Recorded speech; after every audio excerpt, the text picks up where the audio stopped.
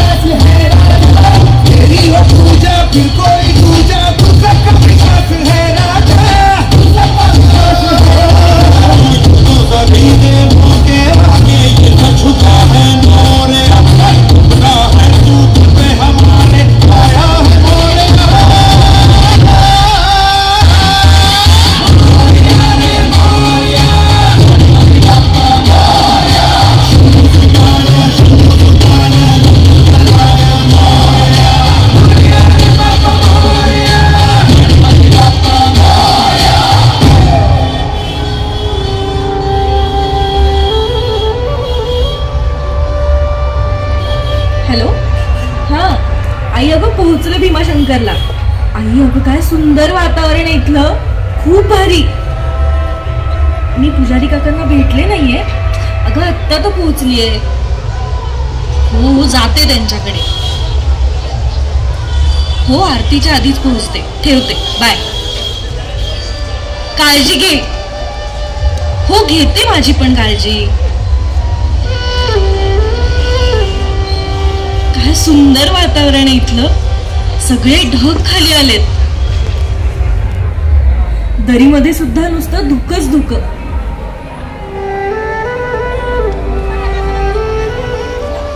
आपल्या महाराष्ट्रातला खरा स्वर्ग इथेच. चला एक स्टोरी टाकते. Good morning everyone. मी आले आहे पुणे जिल्ह्याच्या खेड तालुक्यात असणाऱ्या भीमाशंकर या ठिकाणी. भारतातील 12 ज्योतिर्लिंगांपैकी हे एक ज्योतिर्लिंग आहे आणि या ज्योतिर्लिंगामधून आपल्या पश्चिमी महाराष्ट्रातील प्रमुख नद्यांपैकी एक अशी भीमा नदी उगम पावते. अर्थात पण मी आज नदीवर जाणार नाहीये, तर मंदिरात जाणार आहे. पुजारी काकांना भेटायचंय, कारण मी भगवान महादेव यांच्या जीवनावर, पौराणातील कथांवर PhD करतेय. चला लवकर जाऊ, कारण आरतीची वेळ होतीये. काका नमस्कार. नमस्कार बेटा. चिंचवडून आलीस ना? हो काका, ते मला भगवान शंकरांवर PhD करायची ना, त्यासाठी मी इथे. माहितीये बेटा. तुम्हाला कसं कळलं? अरे तुझ्या वडिलांचा फोन आला होता. तुला काय वाटलं? चमत्कार? बेटा चमत्कार असतो की नाही हे माहित नाही, आणि जरी असला तरी भगवान शंकरांना तो शक्य आहे, तुला मला नाही. मर्त्य मानवाचं ते काम नाही. चल थोड्याच वेळात आरती आहे, पण त्यापूर्वी थोडं या मंदिराविषयी सांगतो. हेमाडपंथी पद्धतीचं हे मंदिर सुमारे 1200 ते 1400 वर्षांपूर्वीच आहे. मंदिराच्या छतावर, खांबावर सुंदर नक्षीकाम आहे. मंदिरावर दशावताराच्या कोरलेल्या अत्यंत रेखीव आणि सुंदर मूर्ती आहेत. सभा मंडपाबाहेर सुमारे 5 मण वजनाची असलेली चिमाजी आप्पांनी बांधलेली ही लोखंडी घंटा आहे. कालांतराने मंदिराचा जीर्णोद्धार व नवबांधकाम झाल्यामुळे आता अगदीच मूळ मंदिर बघण्यास मिळत नाही. पण मंदिराचा भव्य सभा मंडप, उंच कळस हा डोंगर उतरल्याशिवाय दिसत नाही. छत्रपती शिवाजी महाराज, छत्रपती राजाराम महाराज हे सारे येथे भीमाशंकराच्या दर्शनास येत. पेशवे बाळाजी विश्वनाथ हे देखील दर्शनाला इथे आल्याच्या नोंदी आहेत. नाना फडणवीसांनी शिखरासह मंदिराचा जीर्णोद्धार केलाय. ज्यांनी आपला इतिहास घडवलाय त्यांना या तीर्थक्षेत्राची माहिती आणि महती माहित होती, म्हणूनच आपण ती जपली पाहिजे. हो, जपली पाहिजे. चल बाळा, आता आरतीची वेळ झाली आहे.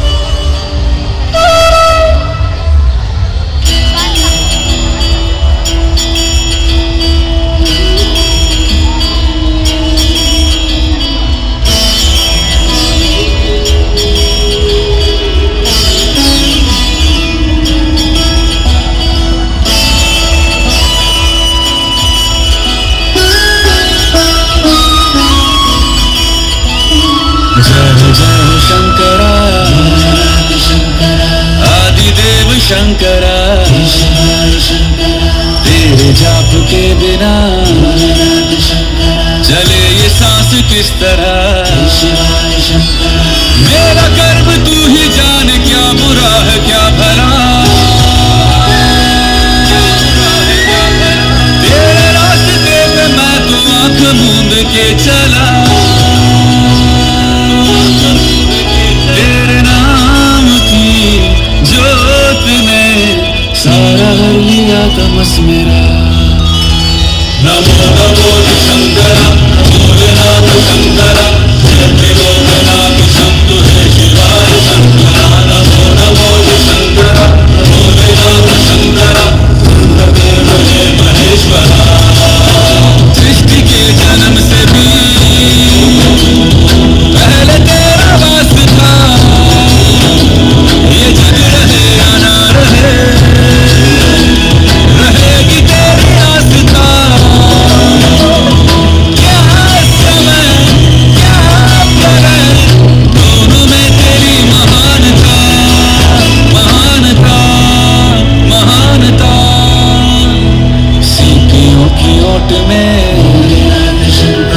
मोतियां हो जिस तरह, मेरे मन में शंकरा तू बसा है उस तरह. मुझे भरम था जो है मेरा, था कभी नहीं मेरा. अर्थ क्या निरर्थ क्या, जो भी है सभी तेरा. तेरे सामने है झुका, मेरे सर पे हाथ रख तेरा. नमो नमो शंकरा, भोलेनाथ शंकरा, त्रिलोकनाथ शंभु हे शिवाय शंकरा. नमो नमो शंकरा, भोलेनाथ शंकरा, देव हे महेश्वरा. पाहिलंच मानिके, साक्षात 12 ज्योतिर्लिंगांपैकी एक असणारी महादेवाची ही पिंड सुद्धा आरती म्हणताच तेजस्वी दिसू लागली आहे. शिव हे या जगताचे आदियोगी, प्रथम योगी, आदि गुरु, प्रथम गुरु अशी मान्यता आहे. सर्व देवांमध्ये श्रेष्ठ म्हणून त्यांना महादेव म्हणतात. समुद्र मंथनातून निर्माण झालेले विष प्राशन करून ते आपल्या कंठात साठवल्यामुळे त्यांना आपण नीलकंठ म्हणतो. भगवान ब्रह्मदेवांनी सृष्टीची निर्मिती केली व भगवान विष्णू या सकल सृष्टीचे पालन करतात. परंतु सृष्टीचे कल्याण हे भगवान शिवशंकरामुळेच होते. भगवान शंकर हे तमोगुणाचे कारक असून सृष्टीचा संहार आणि विघटन त्यांच्या अधिपत्याखाली आहे. हे त्रिदेव म्हणजे नित्य नियमित जन्म मरण चक्राचे रूपक आहे. काका, भगवान शंकराचं रूप हे खूप अकराळ विक्राळ आहे. त्याची माहिती सांगा ना प्लीज. ऐक, शिवाचा रंग कर्पुरासारखा पांढरा आहे म्हणून त्याला कर्पूर गौर असेही म्हणतात.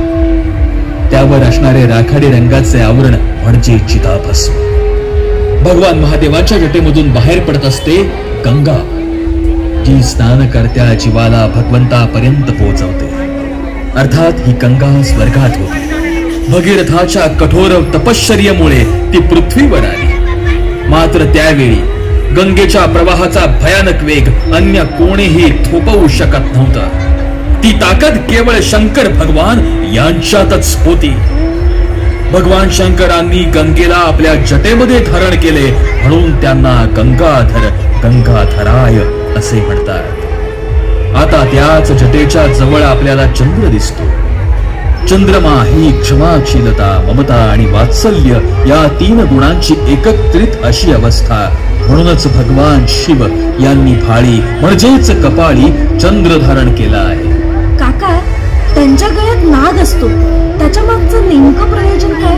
बाळा, नाग नाही, नाग देवता. हलाहल हे समुद्र मंथनामधून निघालेले विष शंभू महादेवांनी प्राशन केले. कोणत्याही सर्पाचे रक्त हे शीतल असते, त्यामुळे त्या विषाचा दाह कमी व्हावा यासाठी वासुकी नावाचा नाग त्यांनी गळ्यात घातला. याच नागदेवतेला शिवाचे आयुध म्हणून देखील समजले जाते आणि कदाचित त्यामुळेच शिव महादेवांना नागेंद्र असे देखील संबोधले जाते. व्याघ्रांबर देखील त्यांना म्हणतात, कारण वाघाला मारून महादेवांनी त्याचे आसन केले आहे. गजचर्म सुद्धा परिधान केलेले आहे. तर शिवाच्या कपाळावर भुवयांच्या मध्ये जरा वर ऊर्ध्व नेत्र म्हणजेच 3रा डोळा आहे. हा डोळा तेज तत्वाचे प्रतीक आहे. शंकर भगवान 3 नेत्र आहेत, म्हणजेच ते भूतकाळ, वर्तमान काळ आणि भविष्य काळ या त्रिकाळातील घटना पाहू शकतात. जर महादेवांचा 3रा डोळा उघडला तर समोरचे सर्व काही जळून खाक होऊ शकते. मदनाचा म्हणजेच कामदेवाचा मृत्यू असाच झाला. महादेवांचा 3रा डोळा हा खरा सत्यदर्शक प्रतीक आहे. त्यात क्रोधही आहे आणि ममत्वही. न्याय अन्याय या दोन्हीच्या पलीकडे जाऊन तो सत्य पाहतो आणि दर्शवतो. आणि महादेवांचे वाहन नंदी आहे, तर त्यांचे निस्सिम भक्त म्हणजे अघोरी, शैव संप्रदायातील एक पंथ. अंगाला राख फासलेली, गळ्यात मनुष्य कवट्यांच्या माळा व नग्न अशा अवस्थेत ते राहतात आणि महादेवाची निस्सिम भक्ती करतात.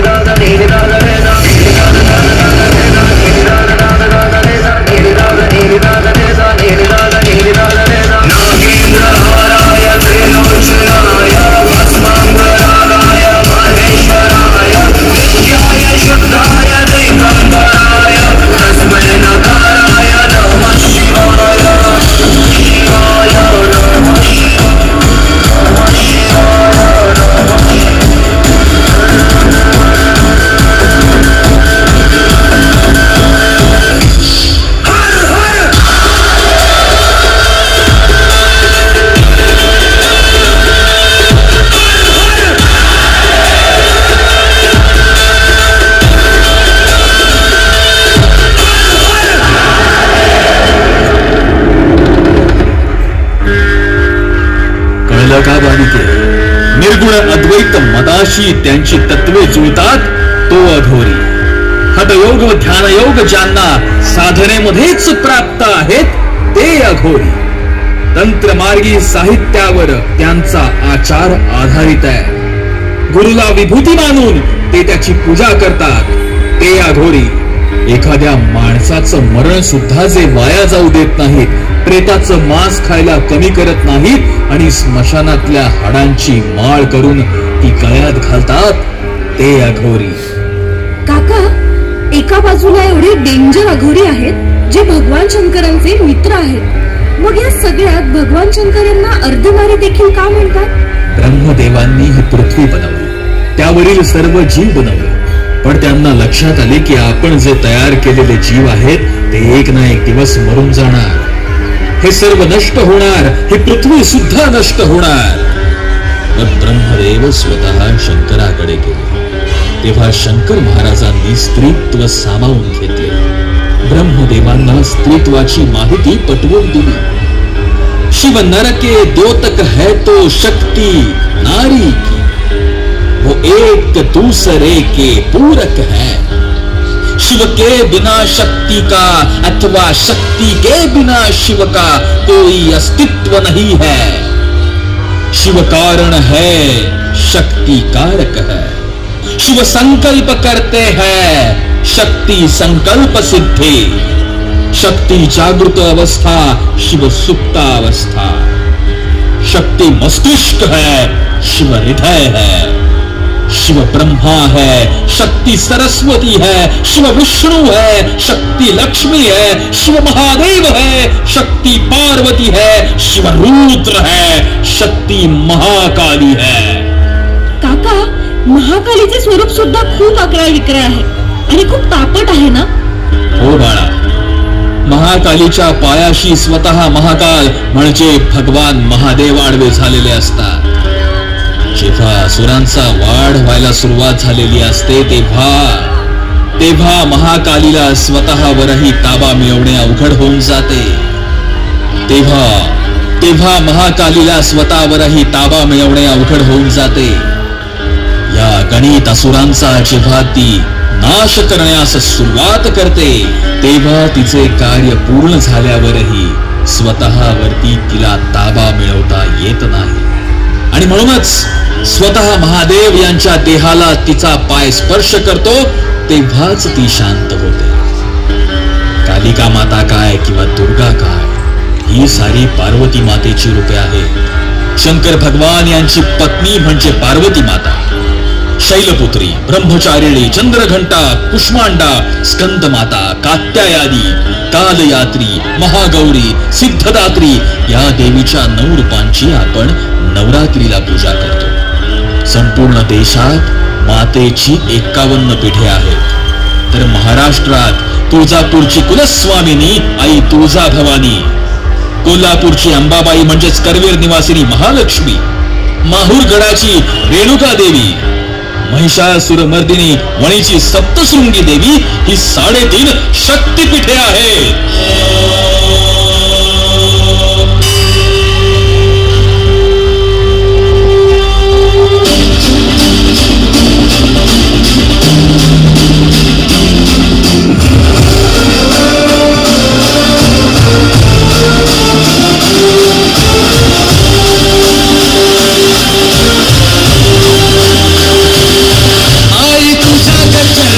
आभाळ धरणी घेऊन विसावले,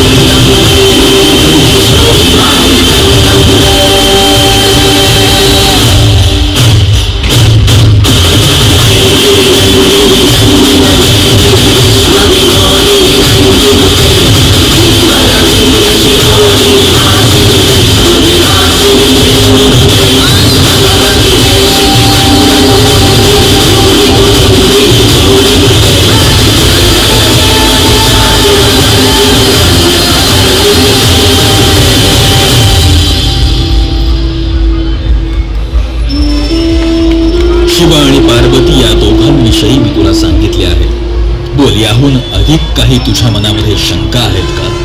हो काका. पण मला प्रश्न हा आहे की भगवान महादेव म्हणजे देवांचे देव. मुळात ते देवांचे देव आहेत म्हणूनच महादेव आहेत. पण मग याच महादेवांचे शिवतांडव स्तोत्र एका राक्षसांच्या राजाने म्हणजेच रावणाने कसे काय निर्माण केले? फार सुंदर प्रश्न विचारलास बाळ. सांगतो. रावणाला 4ही वेद आणि 6 उपनिषदे याचे संपूर्ण ज्ञान होते. अत्यंत धार्मिक वृत्तीचा त्याचा पाया होता. तो महान शिवभक्त होता. त्याला तपोबलाची पूर्ण जाण होती. रावण संहिता हे हिंदू ज्योतिष शास्त्रावरचे तगडे पुस्तक आहे. रावणाला संगीताची आवड होती. तो चांगला वीणावादक होता.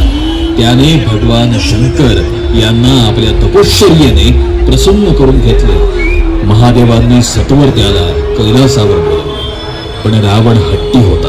त्याने महादेवांनाच लंकेला येण्याची इच्छा व्यक्त केली. आता महादेव स्वतः म्हणत आहेत म्हणल्यानंतर ते नक्की येतीलच. पण रावणाचा अहंकार. विद्वान असला तरी रावणाला गची बाधा झालेली होती. तो अहंकारी होता. त्याने कैलासासकट महादेवांना उचलून लंकेला नेण्याची योजना आखली. योजनेप्रमाणे रावणाने कैलास पर्वत उचलला. त्याला त्याच्या शक्तीवरती अहंकार झाला होता आणि भगवान शंकरांना त्याचा हाच अहंकार नष्ट करायचा होता. भगवान महादेवांनी पायाच्या एकाच अंगठ्याने दाब दिला.